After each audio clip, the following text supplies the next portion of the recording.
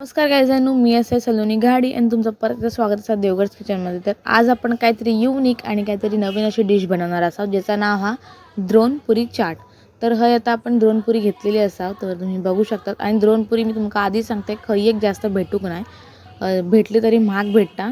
So आणि ही काहीतरी अशी बेकरीमध्येच भेटता। सो तुम्ही थंय ट्राय करा, तुमका थंय भेटून जाईल।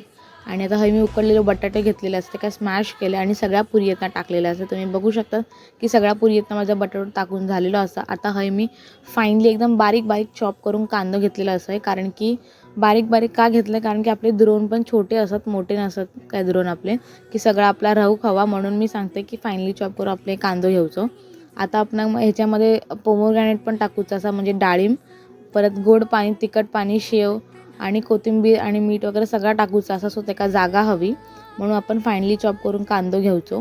आणि त्याच्यानंतर आता हा मी डाळिंब टाकतंय आणि बटाटो पण तुमका हवा तेवढून टाकू शकतास, कांदा पण तुम्ही हवा तेवढा टाकू शकतास, पण जास्त पण नाही की बाहेर येत, सगळा जेवढा प्रमाणात टाका तुम्ही तुमका हवा तेवढा। आणि हा आता आपला डाळिंब पण टाकून झालेले असं सगळ्या पुरी येत ना, तुम्ही बघू शकता की आता त्याच्यानंतर आता हे मी गोड पाणी टाकत असे। आणि गोड पाणी पण मी घरातच बनवलेलं असे, तुम्ही बघू शकता। जर तुमका जर गोड पाण्याची रेसिपी हवी असेल तर मला DM करा किंवा लिंक कमेंट करून सांगला तरी पण चालतला।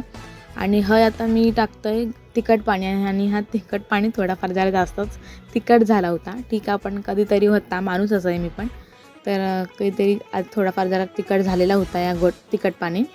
त्याच्यानंतर मग आता हे वरनं मी मीठ शिवरलं, थोडाफार टाकूचा मीठ, जास्त नाही। त्याच्यानंतर मग बारीक शेव होती ती टाकलं आणि कोथिंबीर वरनं टाकलं। आणि हे आपली द्रोणपुरी चाट तयार झालेला असा।